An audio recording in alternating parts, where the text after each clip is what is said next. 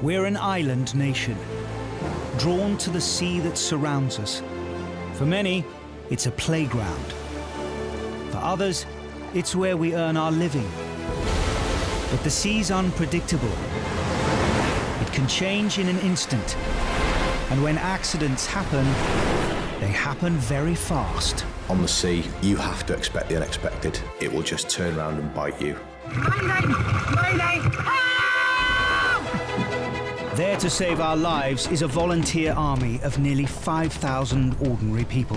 When the pager goes off, we don't know what the shout is, where it is, how many people are involved. It could be anything.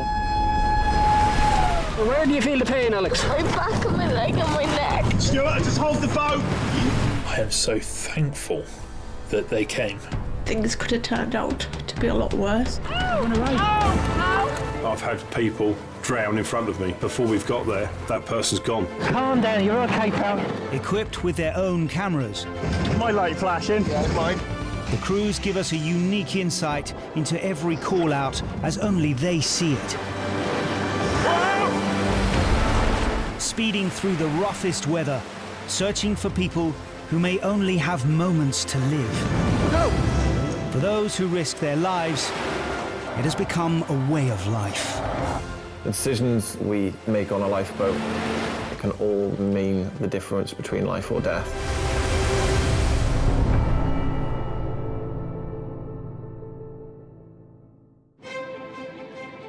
Surrounded by the sea, Britain's industrial, social and cultural identity has a long maritime tradition. On the south coast of England, Brighton, once a small fishing village, is today a bustling seaside city, complete with pier, marina, and since 1979, a band of lifeboat volunteers, ready to put to sea in all weathers. So we're doing a little bit on throwing lines tonight. If we were throwing this line for a service, the line needs to go down flush, side by side. We are such a close-knit team at Brighton, it's unreal. All of my class is my second family. I wouldn't have it any other way, to be honest. So just give it a try. It's going to be. This lifeboat station, for me, is my second home, and it probably is for quite a lot of people. We've had couples meet on this station and are actually happily married now. It's actually quite common around the coast, really common. There's quite a close bond between the crew, I think because we go through some sort of testing situations together. For crew member Mark, who's been with the Brighton station for 20 years, volunteering is even more of a family affair. I'm nearly ready to go. It's there he met his wife, Phoenix, who was a crew member at the time. The lifeboat's been very sort of integral in our family. The kids have been down to the lifeboat, which is great. Certainly changed my direction in life for the better.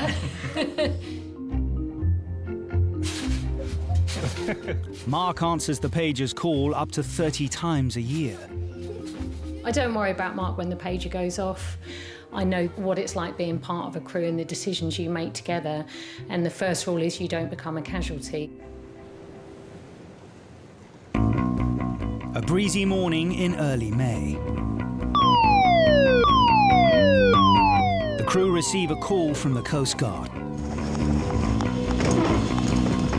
The initial information we had was that there was a yacht who'd lost engine power on passage from Portsmouth heading towards Brighton. So at that point it seemed like quite a routine shout.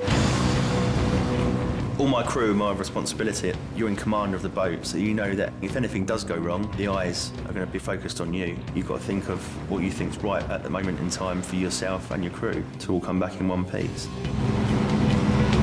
Outside the marina, 30-mile-an-hour winds have whipped up a 10-foot swell.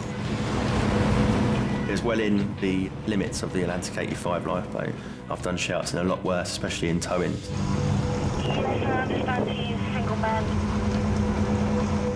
Just 500 metres from the shore, the stricken yacht has lost engine power. And the wind is blowing it directly towards the beach. At that point we realised that we had a bit of a problem developing. The area that they were heading into was potentially dangerous, where the breaking waves kind of get reflected back off the marina wall. We call it the washing machine. There's quite a disturbed bit of sea there. The only way to save the yacht from being wrecked on the shore is to tow it away from the beach. Brighton. After sailing through the night, the single crew member on board is exhausted. Helm Dan decides to commit one of his own crew to help. It was quite tricky getting on board. We had a few attempts at it because there was a sort of a gap opening up between the boats with the waves that we were in. Fighting the swell, Dan must time his approach perfectly between the 10-foot waves to get Mark aboard safely. Building wave behind it, now or never. I sort of bundled unglamorously on board. We need a tow line set up ASAP. Right. Just thought to myself, it's just a normal tow job with throw line to Mark, and it'd be fine. Not knowing that a squally was sort of coming through, which was just a lot more heavy wind. The waves were building, and we were just getting pushed towards the marina and the washing machine very fast. As the conditions deteriorate, the crew have just a few minutes to get a tow line attached before the yacht is swept onto the shore. Yeah, mate. Dan was trying to keep the lifeboat the right way up and approach us on the yacht in an aspect where they could pass the line, which was quite a tricky thing to do. Riding the swell, Dan must get in close enough to get a line across. It's very daunting when you see a big yacht with a mast on right up 3 meters in front of you, and you're the little boat down there thinking, I hope this all goes right. Find it. Breaking way!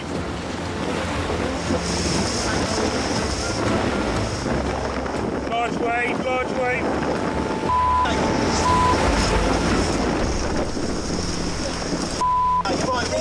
The yacht hit the lifeboat on the hull quite hard, which is when I updated the Coast Guard and said to them that we've taken on some damage. I'm not aware that we're sinking or taking on water. We need to get this line over. We're going to build on the beach. As they battle to get a tow established, the yacht is now just 20 meters from the shore, every wave pushing it closer. I think that was the start of when it really sort of turned serious. I was expecting the keel to touch at any time. We can't have had very much water underneath us. One of the main dangers once you're in the surf is that we could be washed off the boat could ground, and at that point there's a possibility that the boat could be washed on top of one of us and crush us. My plan would have been to get us both as far away from that boat as possible. Go, now, John. Hold on. Down, mate. Hold on, I'm not ready. Every time the lads went to throw the line on, we'd get knocked by a wave, or the yacht would. Go, Jay, go. Got it? Mark grabbed it, and then as he went to make it off, a big set of 3 waves come through.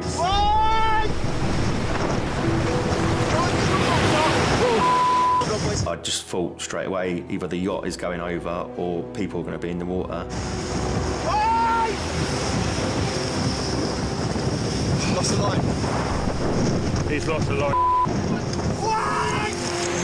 The second wave that comes through and struck him, the yacht went 90 degrees, pretty much side onto the water, which is the wave that actually knocked the line out of Mark's hand. So we totally lost the line. Breaking wave, breaking wave. Whoa! We gotta get away. We're on the wrong side. In the 12 minutes the crew have battled to get a line across, they've been pushed just a few meters from the shore.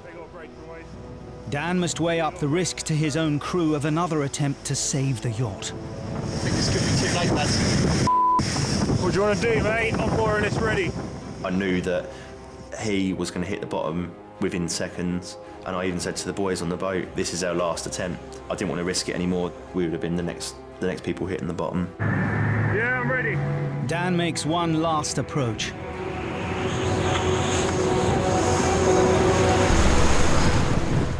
Someone must have been looking down on us, because for 5 to 10 seconds, the waves had just stopped and we was able to throw a tow line to him. Boys are stacked then, yeah. I think it was pretty much our last chance, that run-in that they had, so I was very glad to kind of get that on board and get it made off. Now they've established a tow, the lifeboat must try and drag the 5-ton dead weight of the yacht out of the surf. We were taking a bit of a pounding at that point. Oh. It did feel pretty relentless. You get one wave after another, and you feel like you're just recovering from one wave, and then you're looking at the next, thinking, oh God. The winds now, which have gone up to a force 6, and the tide was getting stronger and heavier as well. I've potentially got damage to my own lifeboat, and I wasn't sure on how Mark was on the yacht, because he had taken quite a big hit as well. Do you require any assistance? We need them, mate. After 15 minutes trying to fight their way out of danger, the crew call in backup from neighbouring lifeboat station Shoreham, 7 miles away. Information we have from Shoreham lifeboat coming to your location. All the Brighton crew can do is try to inch the yacht out of danger until the bigger, more powerful boat based at Shoreham arrives to help. The yacht that I was on probably weighs about 5 tons, so in the breaking waves that puts massive strain on the line. I could see the strain the line was under. I felt a little bit vulnerable sitting in right in line with it. I had my visor down just in case it did part, because when it does part, it parts with quite a lot of recoil. Light away! Light away! Mark's worst fears are realised. The tow line snaps.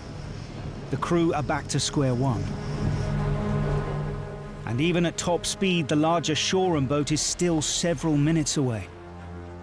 I can only think what the helmsman of the Brighton lifeboat was thinking. He's in a bit of a position, he's towing this yacht, which wasn't the easiest of tows in those conditions, and he's unsure of the condition of his crew member on the yacht.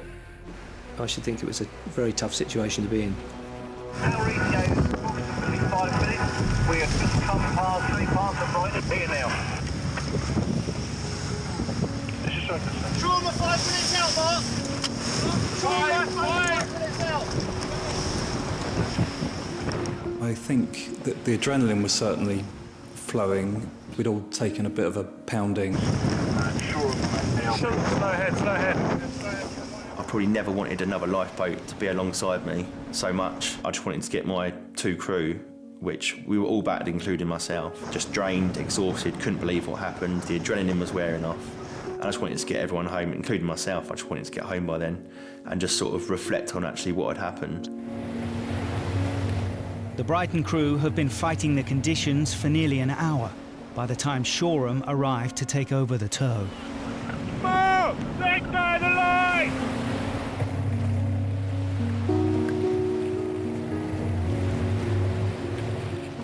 As the Shoreham crew establish a new tow, Brighton make their way back to base without Mark. You all right, mate? Yeah. Half mile out. I think Mark's all right. I was shaking like a leaf by the end of it.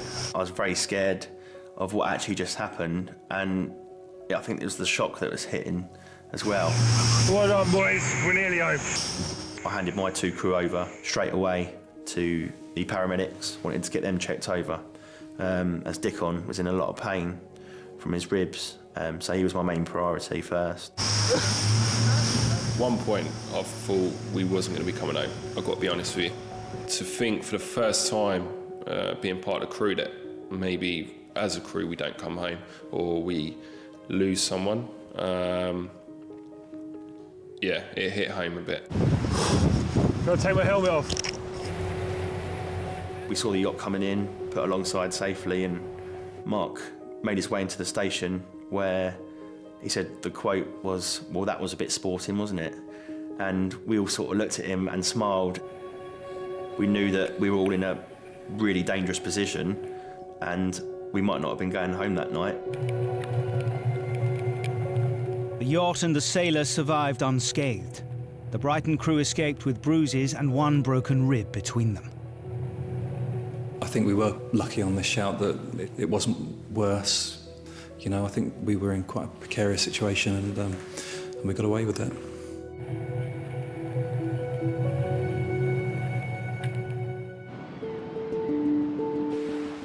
Whether it's guarding the sandy beaches of Cornwall, the flats of East Anglia, or the craggy cliffs of the Shetlands, at any time there are over 5,000 yellow-booted volunteers willing to drop everything to save the lives of others.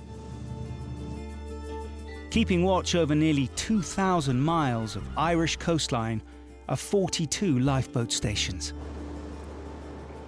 For over 190 years, a lifeboat has protected the waters of Howth, a picturesque coastal community 9 miles from Dublin, on the edge of the city's busy shipping lanes. Howth is an amazing village. It's only 20 minutes from Dublin, 20 minutes from the airport, but has kept its true roots as a proper little fishing village with a little fishing community. Amazing place, yeah. I couldn't think of a better place to live in the world. Good quality lobster. Yeah. For lifeboat volunteer Declan, whose family have lived in Howth for generations, the sea is a way of life. Our family home is 5 metres from the sea. And we just grew up. My dad took us sailing all the time. You see all the fishermen, you get to know the fishermen, you're going out in their boats for a quick spin. You're just always beside the sea in Howth. Just a stone's throw from the lifeboat station, Declan is head chef at the family business. Coming in, chef, 1 scallops, 1 mackerel. A seafood restaurant he runs with his wife, Sue. We have our first baby on the way, due on the 5th of July. And we found out it's a boy, so we're both very excited. Looking forward to it. He'll be in Lifeboat Luke. Working on the lifeboat when he's older, and a chef, of course. Running a busy restaurant alongside lifeboat duty means the rest of the team are used to Declan dropping everything when the pager goes off. You're on my deck, you're cooking away. It's deck, where's my burger? Oh, he's gone. What's good being here when the beeper goes off is that I can see where the boat is going, right outside the restaurant. I think it's exciting. I'm proud of him. A warm but windy July evening. A family have called the Coast Guard from a local beach. A 14-year-old girl out alone in a sailing dinghy is in trouble. When the pager went off, I was in work. I just went into overdrive, adrenaline in, legged it over to the station. The other 2 were in the boat already, so I just jumped in the boat. Okay, Dad, when you're ready. Yeah, I do. And we started heading out of the harbour, trying to get as much information on the casualty as we could. Update, our rough position will be 53 degrees. The Howth team pushed their D-class lifeboat to its top speed of 25 knots.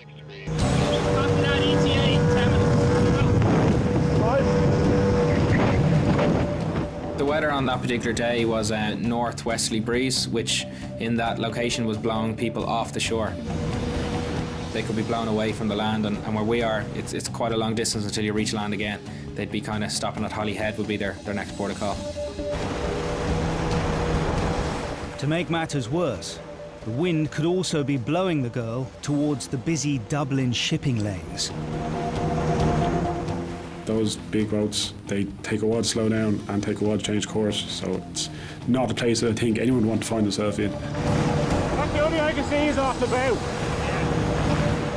Hampered by the glare of the sun, the crew scan the horizon, searching for the girl. The main worry for me was the time. It was late in the evening and the sun was going down. I know when we were going out, I was thinking, God, I hope we don't have to end up making a search pattern or try to find these people. Hopefully they're where they said they were. It's the last thing you want to be doing is that sort of thing at night. You want to try use that light as much as possible. I'd definitely rather have the glare on the water than to have the darkness. As the minutes tick by, concern for the casualty mounts. The thing about dinghies is they're quite labour intensive. There's a lot of work. It's basically your body weight fighting the sail. So they can be quite tiring, and if they do capsize, you can end up in the water, and if you just don't have the strength or you're too tired maybe to get them back upright, you could have someone in the water that's exhausted, and it turns into a very serious situation then. 1 minute you're just having a lovely sail, and then it's a realisation that without this boat, I'm just a fish that can't really swim. As the crew search, back on shore, the girl's father is watching powerless as his 14-year-old daughter, Caoimhe, is blown out to sea. As her dad, looking out of her, I felt very helpless. Apart from calling the lifeguard, there's very little I could do. As a parent, you would go out and do what you can straight away, but you're in a situation where you physically can't get there. I think Caoimhe would have felt very scared out there. You know, it's a big bad sea when you're out. There's a long way to get back in, and of course it's going to be very, very scary. There's you go. It looks like they're in control. You tell us up when we're on scene and give an update shortly. Yeah. 9 minutes after launching, up ahead the crew spot a group of boats a mile offshore. How you doing? What's the story? In an attempt to rescue her, Caoimhe's grandfather and a lifeguard have arrived from the beach. Despite their efforts, all three are now struggling to get to safety. The first boat had its sail up and it was trying to tow the other two, and unfortunately just with the weight it was just making no headway whatsoever. Are you warm enough? Are you okay? Okay, I'm gonna come to the windward side of you. If you just keep sailing the course you're going. The crew now have 3 people that need help getting back to shore, but their main concern is Caoimhe. It was quite clear from the off that the young girl was very cold. She was shivering and quite upset. So immediately our priority turned to help her. She stuck out in my mind as being someone that was particularly vulnerable and in trouble and needed help. One casualty, she's a bit cold, possible hypothermic, and very upset. Now Caoimhe's safely in the lifeboat. Her grandfather Charles can navigate his own way back to shore. Well, my first reaction when the lifeboat arrived was one of relief that at least now it wasn't all my responsibility. Caoimhe was getting colder and less happy. Just wanted to curl up in a ball and get back in her daddy's arms. We're going to get you in. Is your dad on the beach or where is he? Yeah. Okay, well, don't worry. As soon as you're in, you'll be all right. Are you cold? Yeah. Okay. How long have you been out for? I think once she was in our boat, I think probably the gravity of the situation probably hit her a bit more. Now that the lifeboat's there and all that. So at that stage, she just wanted to see her dad.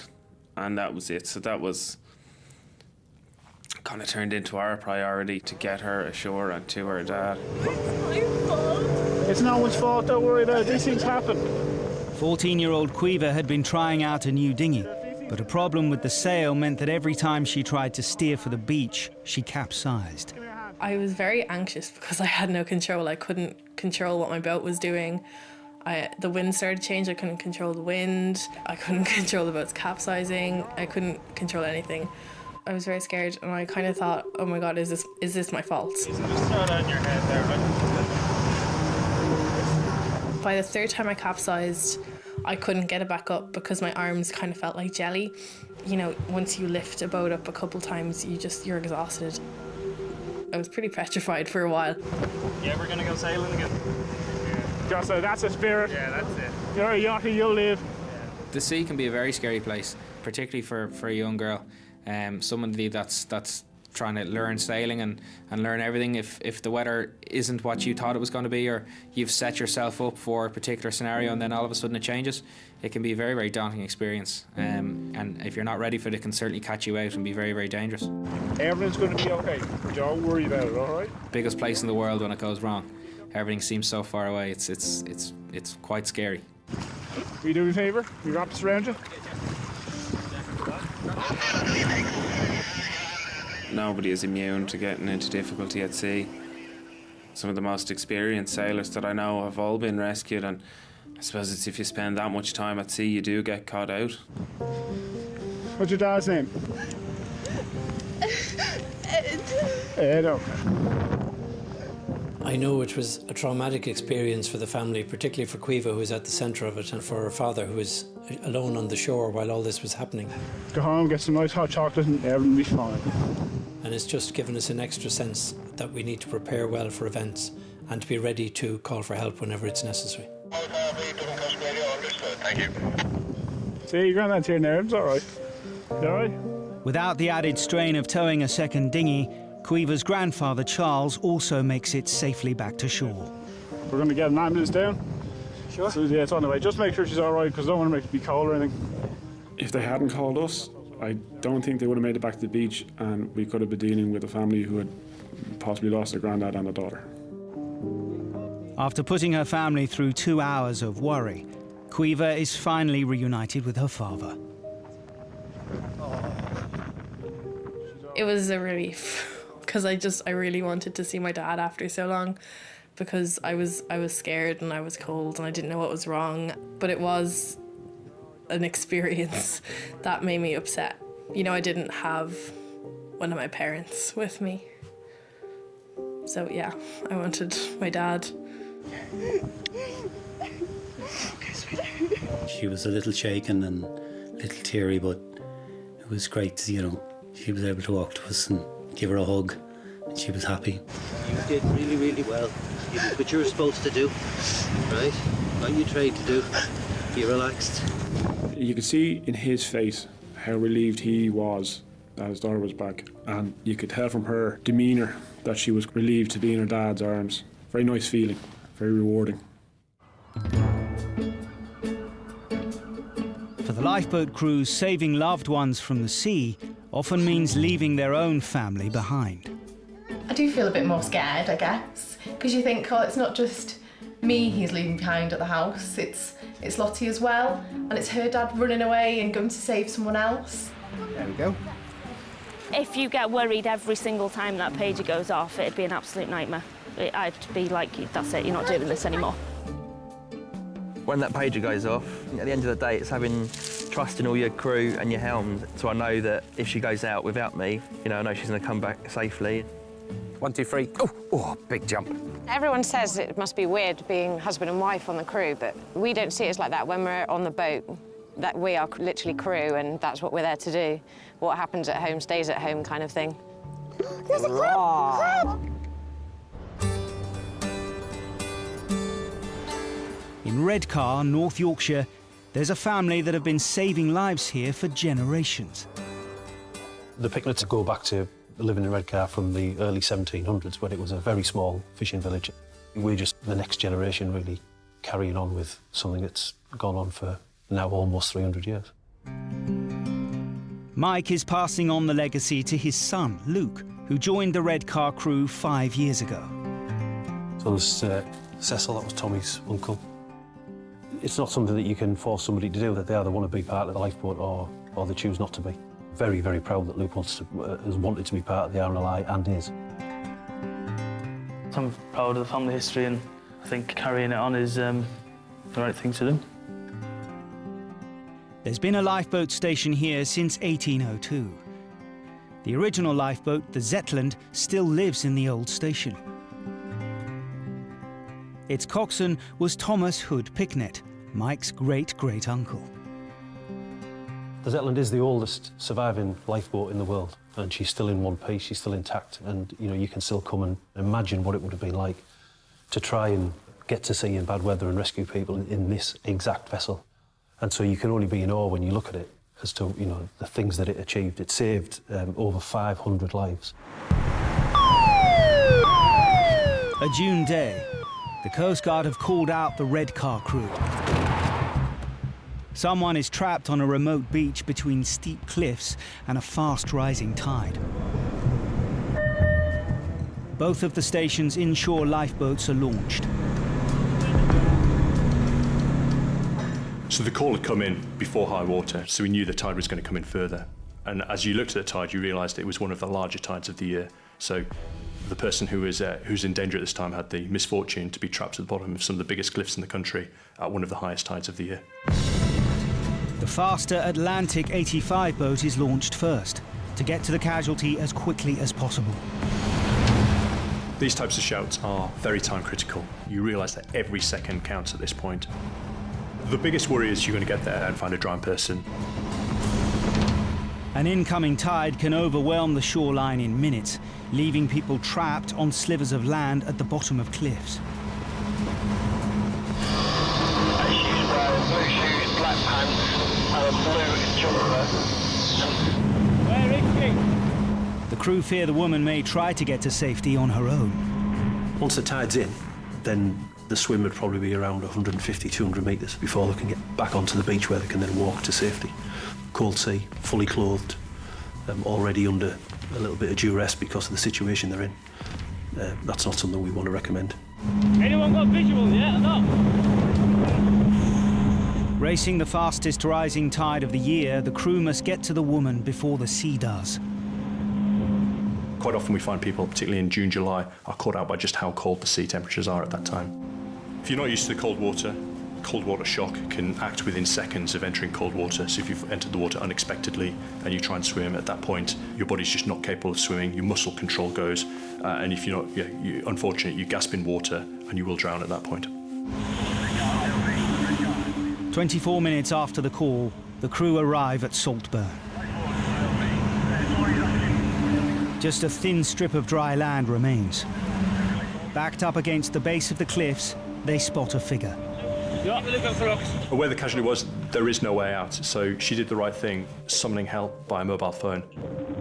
To be honest, Cam, I can't say much. The crew need to find out if the casualty is okay, but submerged rocks mean they can't get the boat any closer to shore, and the smaller, more manoeuvrable D-class is still en route. So the decision was made to swim in, and that was important. We needed to check on the casualty's condition. Do you want me to go with him at all? No, you sit in the water. Keep going.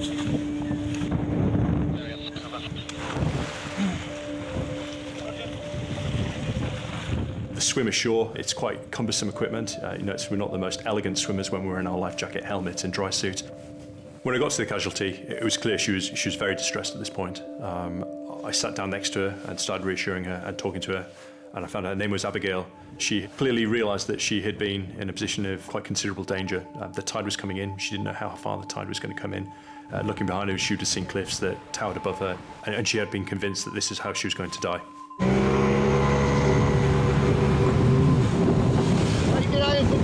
Yes. They may have found her, but with the tide still rising, the casualty isn't out of danger yet. Now on the scene, the more manoeuvrable D-class is sent in to evacuate her to safety. Cauliflower, you're all right. Stop panicking. Just step onto there. Come on. You're all right. Go on.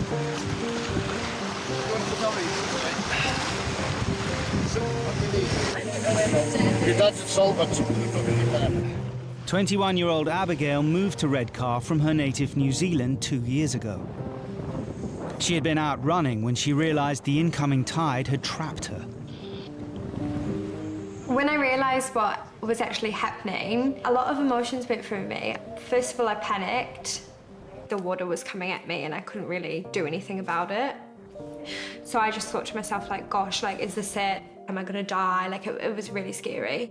I was thinking about my family and how they'd feel about you being in that situation. So that's definitely something that went through my head, but I was kind of stood there thinking, I need to, like, help myself. I need to get out of this situation. How then, Abigail? Right, see you in a bit, chaps. Right. If we hadn't have turned up, 2 or 3 hours later, she might not have been there. She'd have been in the water. And once she's in the water, that would have been a chip's like. I don't really like to think about what could have happened, but I definitely am lucky because it could have turned out a lot worse than it did. So just thank God and thank them for saving me. My dad was waiting for me, and I remember being so confused because when I ran up to my dad, he had a towel around him. I didn't understand why his clothes were wet. My dad had seen me on the rocks and he had literally ran towards the beach and got into the sea and, like, tried to swim out to where I was on the rocks, which was, like, crazy. I don't think there's any father wouldn't put themselves in danger to protect their children.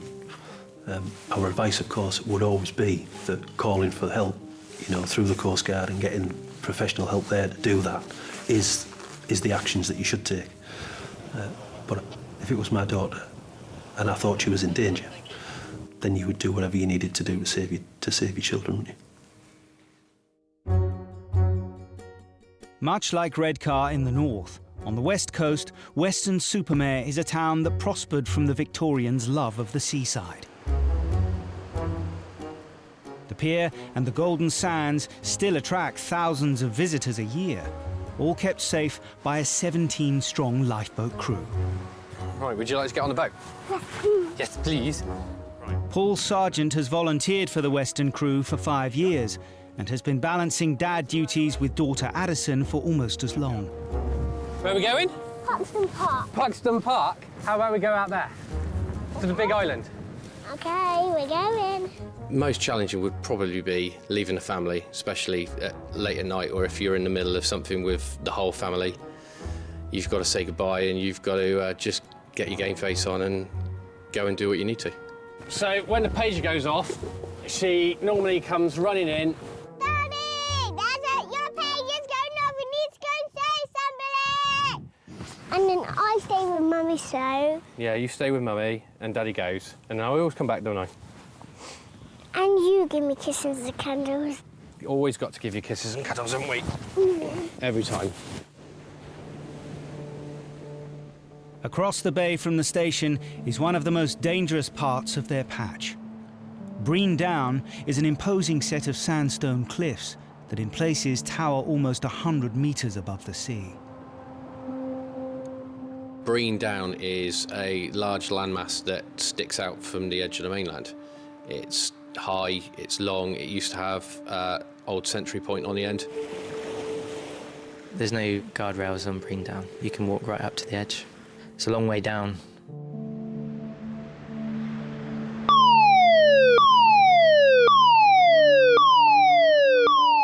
A warm April day brings walkers out along the coastal paths. One has fallen down the cliffs on the south side of Brean Down. Normally, if we hear south side, never is the best thing to be hearing, because you just know of the distance be falling, and you just hope that he is alive or she's alive.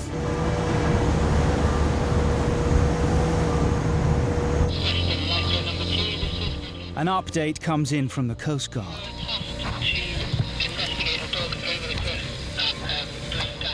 The faller is a Labrador.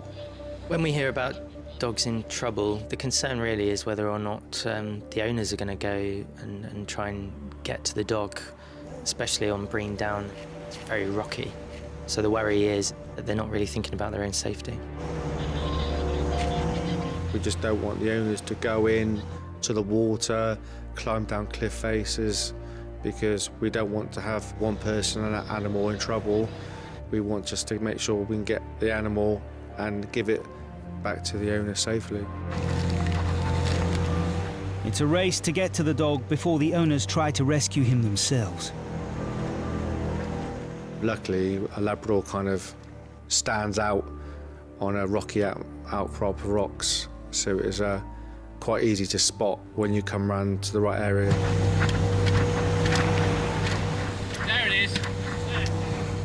On top of the cliff, 30 feet above, the dog's owners wait helplessly.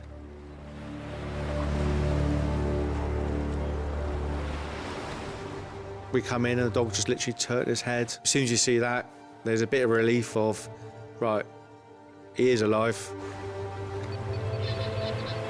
After heading in, I decided to send both of my crew members, just knowing that a Labrador is a big dog.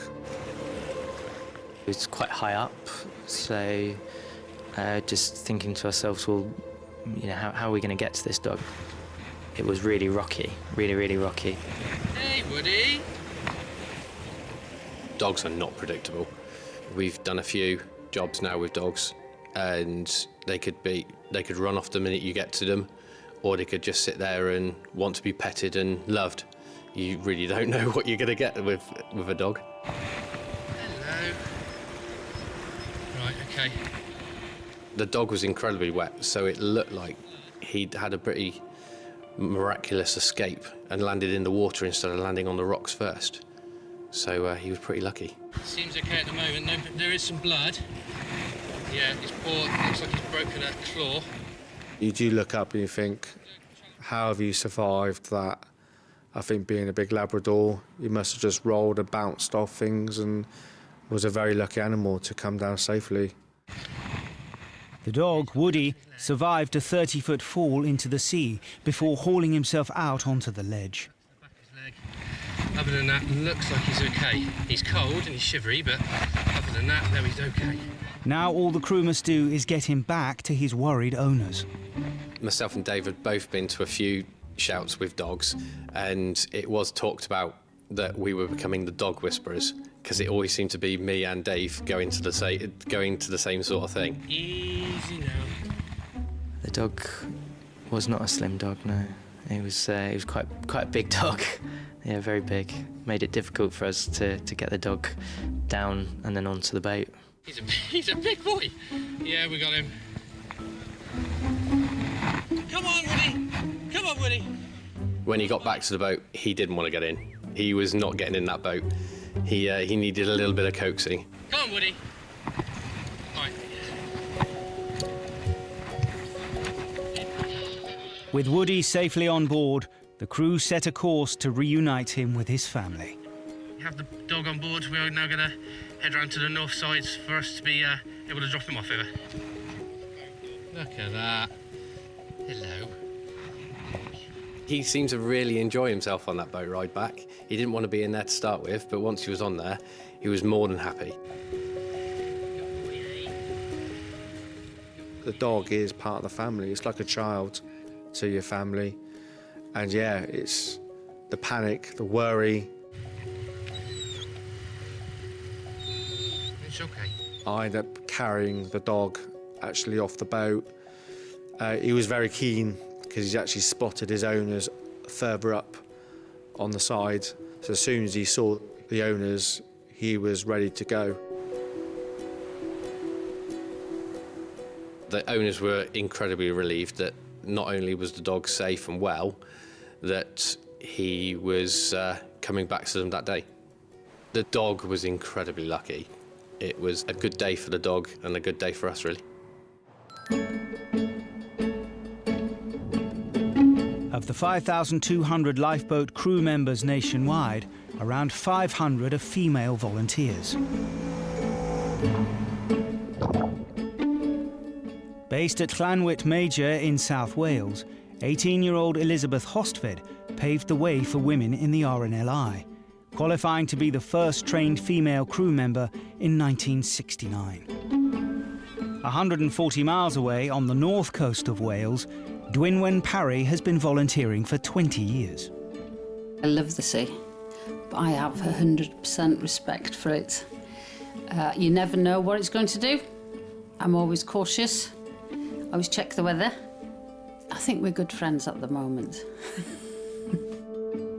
Dwynwen is one of the helms at Moelfre lifeboat station on the east coast of Anglesey, where sandy beaches, craggy cliffs and rocky coves keep the crew's 2 boats busy all year round.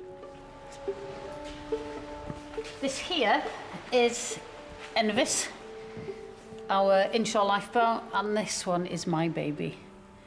This boat is that's why I'm here, I think, kind of attached to it. She will be nearly 10 years old, going out to service soon. I don't cry. I'm harder than that, but I probably will in the corner. Yes, it will be sad, because 10 years is a long time. You do get attached to them. Men and women can volunteer on inshore lifeboats until the age of 55. After 20 years of bouncing around on the inflatable D-class, Dwynwen's nearing the time to hang up her yellow boots. Close to retiring, but I'm refusing to retire each year. I don't know why I can't walk away. It's the sea, it's the boats, and it's just being part of this family that we have here as well. And it's knowing that you're actually helping somebody out. So, yeah, I won't be leaving yet. Not for a while.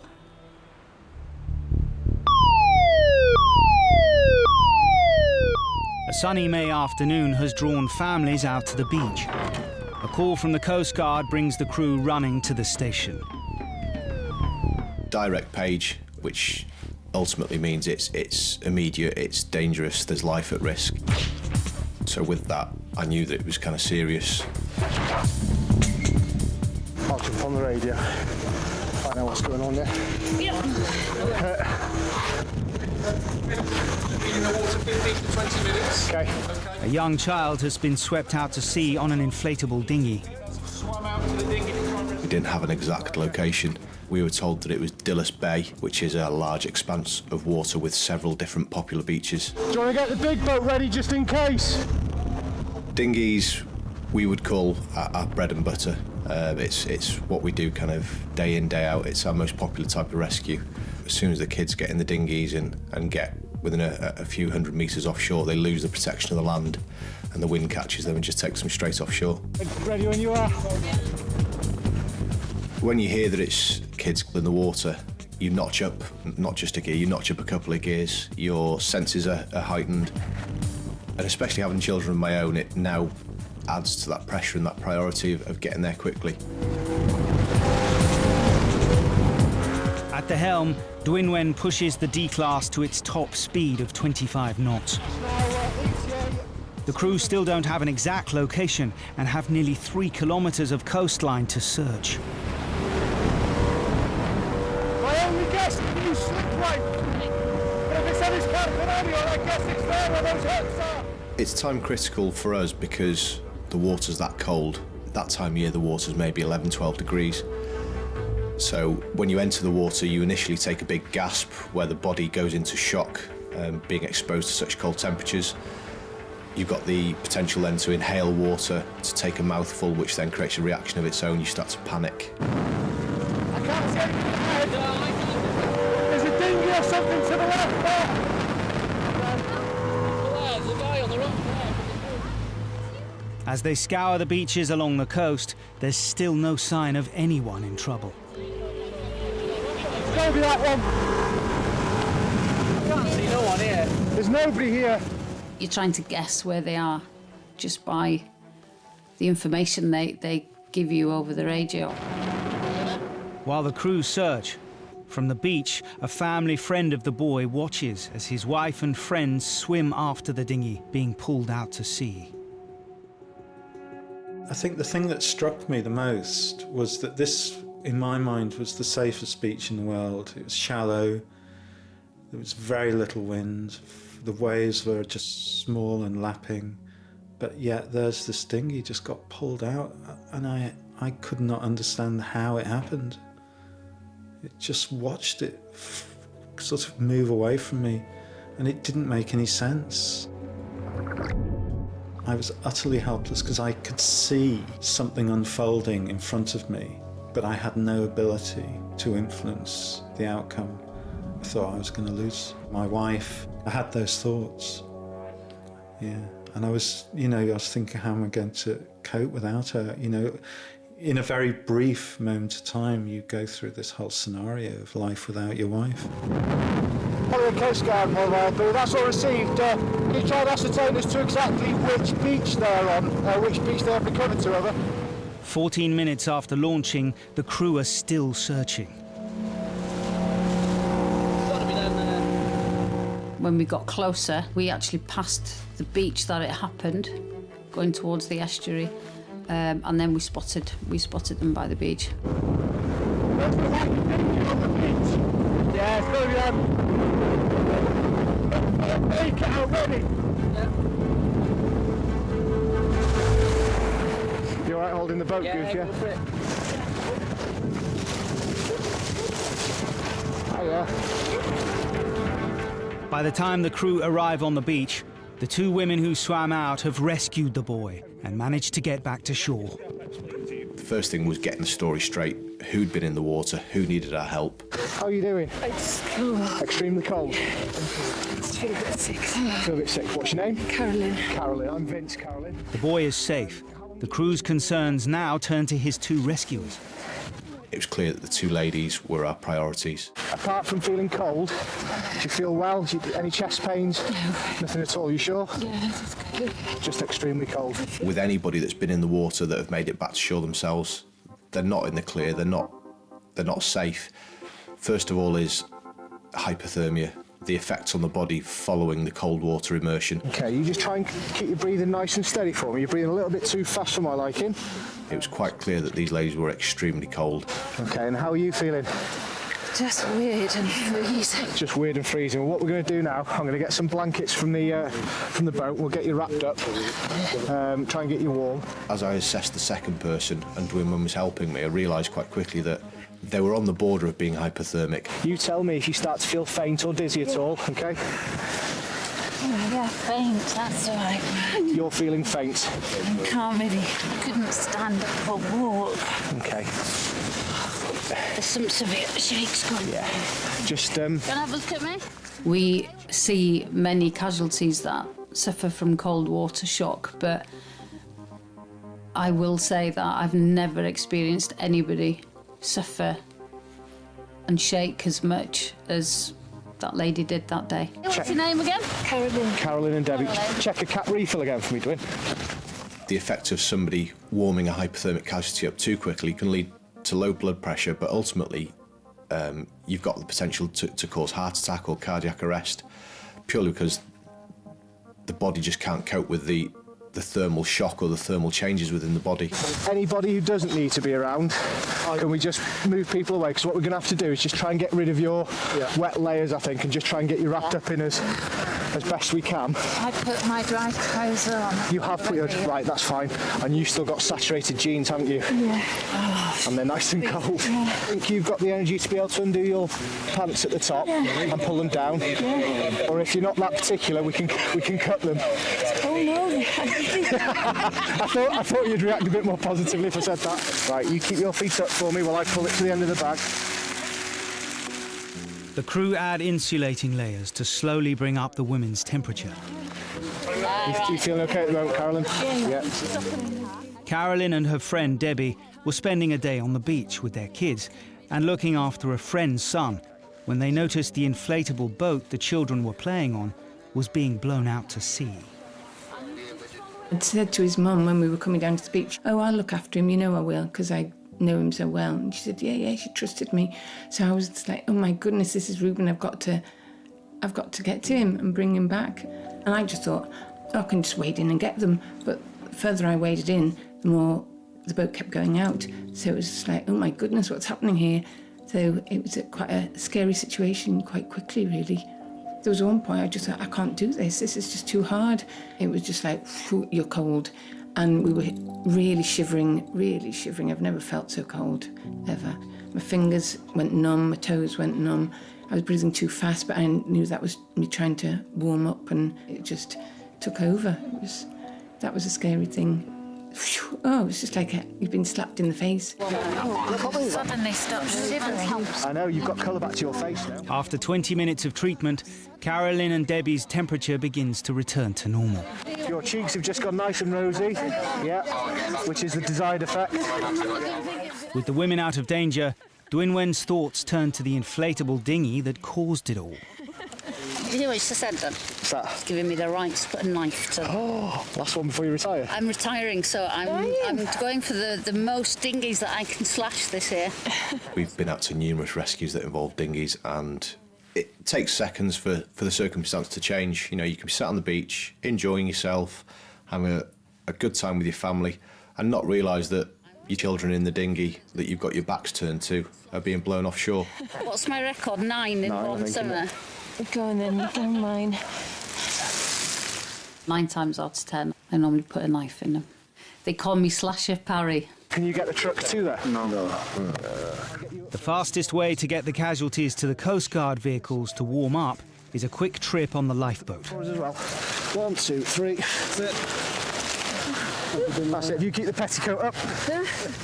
When the lifeboat crew saw that we were well enough to be able to walk, we had to step into the sea, and that was just quite shocking. Okay. I forgotten how cold it was. And you've been swimming in that? Right, come to this left-hand side. The water was absolutely freezing. I couldn't believe that I'd been swimming in that for 20 minutes, and to just put your feet in it was just ice cold. It just happens so easy, doesn't it? And that natural instinct is to go for a swim and try and do what you can, but... It totally seemed like the right thing to do. Every part of my body wanted to help. I mean, how do you stay on a shore and watch your friend's child disappear onto the horizon. Because I just dived in, so did you, didn't you? Yeah. I would never dream of going swimming at this time of year. No. I took my bra off, though. Did you? I don't know why. She said she didn't hesitate to jump in the water and swim, but before she did, she took her bra off. Fantastic. The biggest mistake they perhaps made as adults was to enter the water and swim out to try and rescue their own children without the proper equipment. But was that the wrong thing to do? As a lifeboat crew, yes. As a parent, no. I think any parent would do the same. With hindsight, I now know from the RNLI that the most sensible thing would have been to leave Reuben waiting for the lifeboat and they would have reached him. But I can't 100% say that I wouldn't do it again. I think my instinct would be exactly the same. Spoiled, we've got 2 vehicles to put you in. Still chilly, but feeling better. I would say they were extremely lucky. It could have been worse. The children could have been out further, even 200-300 yards further. Would she have got to them? Probably not. Thank you, guys. Cheers. The lifeboat crew saved our lives, no doubt. They may not have saved my life, but they saved my life as a family. I don't think it'll be the first of the weekend.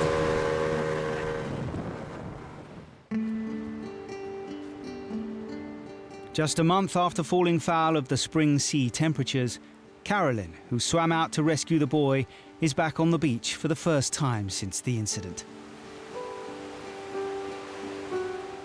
I still think about the day. I think about Moelfre a lot. I feel really connected to the place and still to the sea, really. I'd let the kids go out on boats again, definitely. But it'd have to be secure and, you know, well trained, and they had life jackets on. And but yeah, no, not another dinghy on the sea.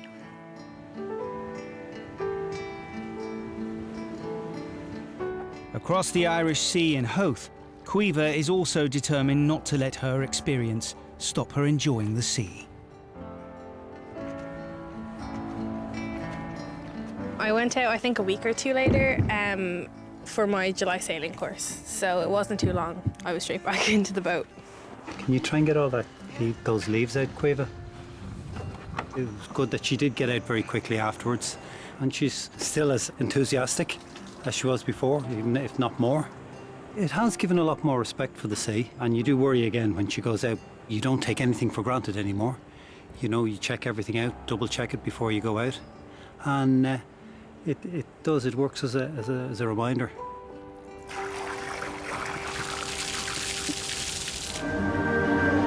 My leg is literally hanging off. My concern with moving him was that he could lose the foot. To make a decision that affects a casualty is one thing. To make a decision that could potentially affect the safety of your own crew, that's another. I remember one wave nearly sweeping me out of the back of the boat. It was pretty scary.